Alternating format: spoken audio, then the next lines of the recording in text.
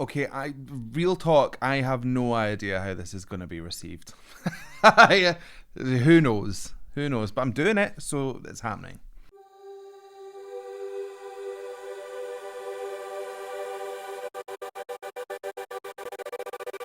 Hello, welcome back to my channel. My name is Sam Scott-Thorne and I am a vocal coach based in Glasgow. Now, if you'd like to meet and explore your voice a little more, you can find me on sstvocals.com. You can also find me on Patreon and various other social media platforms, and I'll put the handles down below and over there.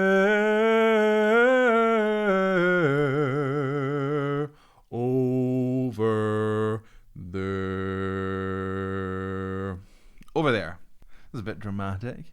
Now, if you'd like to consider becoming a patron, you have access to things like early release of reactions, you can fast track reactions, become a reaction, there's special roles on my Discord server, and you have access to all sorts of bonus content like outtakes in my Vocal Anatomy 101 series, so consider becoming a patron and help shape my channel. Okay, so this next one popped up in my recommended for you section, I think because when I'm not watching singers, I watch people playing video games, like I watch like speedruns and stuff. It's very lame, but okay. It's a real thing. People watch people playing games. I don't know why. I mean, I do too. And I think the algorithm has just gone, hey, he likes singing and he likes games. And it's presented me with Gregorian monks singing the Halo theme song in a chapel. And I was like, I can't pass this up. So I have not watched this, but I already love everything about this. Gregorian monks, video games. I can't wait. Let's just go. Let's just go and watch.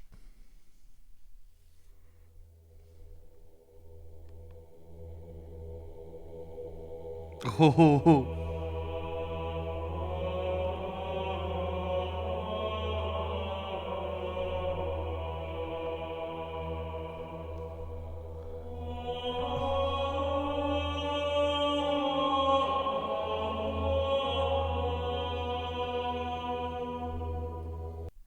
Okay, that was actually really similar to that intro, wasn't it? Oh.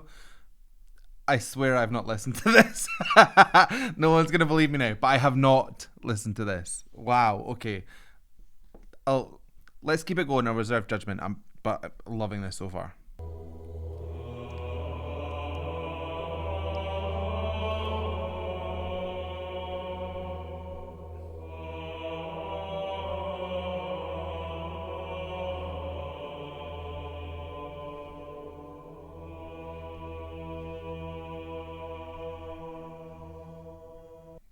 Okay, so far I am gobsmacked. This is gorgeous. I'm not sure if it's just three singers, but it could be. There's one drone sound, right? So the drone is basically your bottom fundamental note and it just stays the same the whole time. Imagine it like the mattress on which the activity is based. That's probably not the best way to describe it, but it's the bass. So in this case, it's a oh. I think it's even an octave below that, but it doesn't change. That just stays rolling through the whole thing, and that allows the other voices to kind of play on top of that, and it just creates this absolute beautiful, beautiful mixture of tones. Oh, amazing. There's no lyrics involved in this, so you're getting all of the emotion and all of the intent based on just these open vowels, and you're getting it off the movement of these pitches. The way that they come in and out of certain pitches gives you that feeling. It's so remarkable. It's absolutely gorgeous. Let's keep going.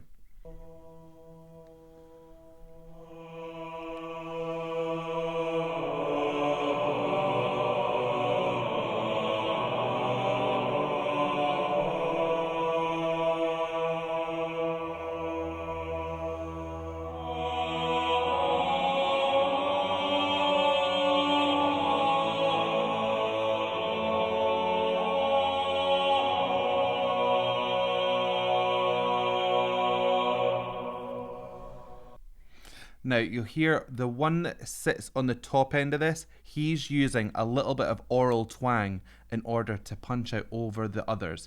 Now, I'll explain exactly how this works. When you have more than one voice singing at the same time, you can either blend or you can push yourself out to kind of be more distinct. And the way that you do that is you use oral twang. Oral twang is where the epiglottis, which lives above your vocal folds, kind of closes over but not completely and creates a little chamber above your vocal folds. This in turn makes the airflow more condensed and it thickens the vocal fold so you get a more pronounced sound. Specifically, it creates a very specific activity in a frequency between 2 and 4 kilohertz. It's also known as the singer's foreman or squealo. This is what opera singers use to cut out over the top of entire orchestras. So if you use oral twang when you're singing with other people who aren't, your voice is going to ring over the top of them. It's a very, very easy and effective way to balance that sound or to push yourself forward as and when you need it. So when he goes, ah, you know that he's going to be heard over the ones that are just going, oh, who aren't employing that twang. It is so effective, so easy, and I love it. Love it!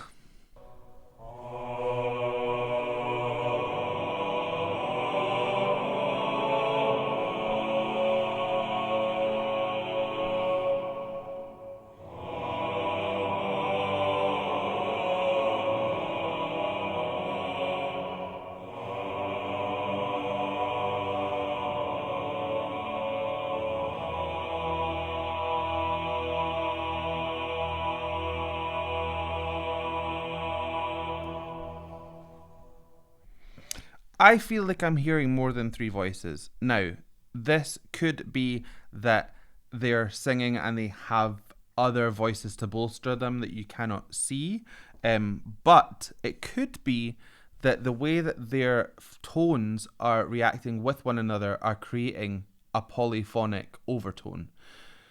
There's so much in this video. So the way that I describe overtones is imagine that you're playing the guitar and you pluck one of the strings. Now that'll give you a fundamental frequency, so whatever note it is that you're playing, but also there's tons of harmonics that come off of that as well. You're not just getting that one frequency, you're getting loads and loads as that guitar is strummed. Singing is exactly the same. When we sing a fundamental note, we're not singing just the one note. There is layers and layers of harmonics that come off of that as well. Now, you can actually use your frequency and the way that you sing in order to split that, and you get that overtone coming out over the top. Let's see if I can do it on the fly.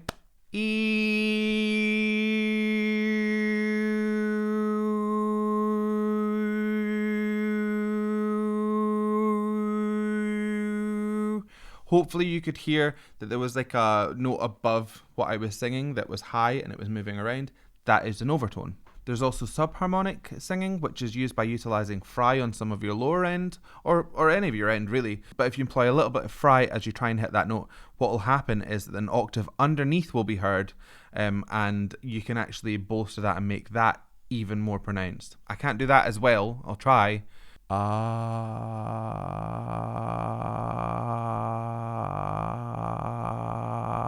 Hopefully you can kind of hear that crackling in and out. That's not my strong suit, but that's a subharmonic undertone. So what could be happening here is that the frequency that these guys are all hitting together are actually creating overtones that can be heard via the room, because that's a big space with lots of reverb. So there'll be kind of frequencies bouncing around all over the place. So it wouldn't be too far of a stretch to think that they're mixing and you're actually hearing another tone on top, or even several. Just remarkable, amazing.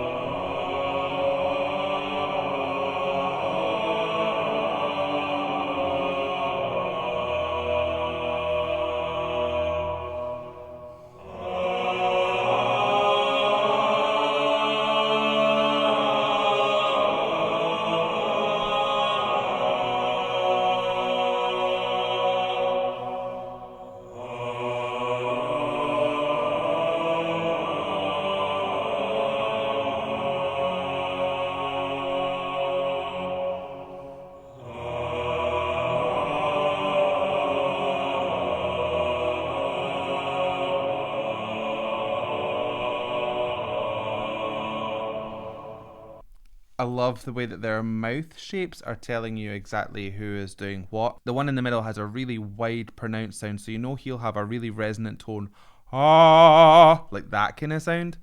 The one with the mustache and like the flat kind of hair, he's very like loose in the jaw. Oh, you can kind of tell what sound they're making just by looking at them. If you watch a lot of singers, the one that is with the beard, his is a lot more kind of rigid. So he's the one that's using the twang. I feel, him and the one in the middle would be my two guesses. I also kind of want to know where they're recording this, like where are the microphones? Because it's definitely coming through some form of mic. You're not getting that off of the camera that they're filming on. So I want to know where the mics are. I mean, they'll be getting picked up from anywhere because that room is so big and boomy. But yeah, I'm just being nosy.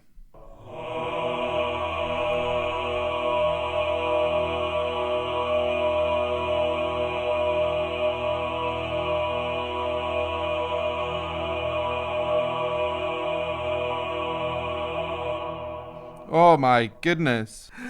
That was insane. That was so good. I want to join a Gregorian monk choir. I'm off to live in a Gregorian monk house. Where do Gregorian monks live?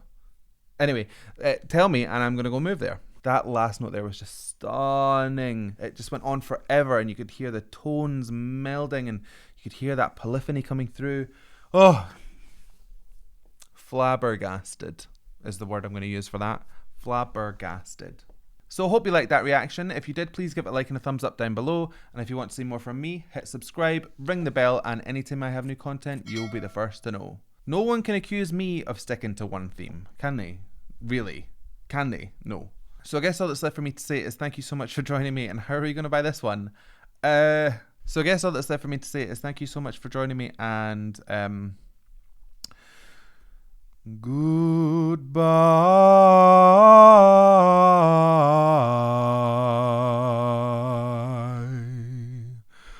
Goodbye.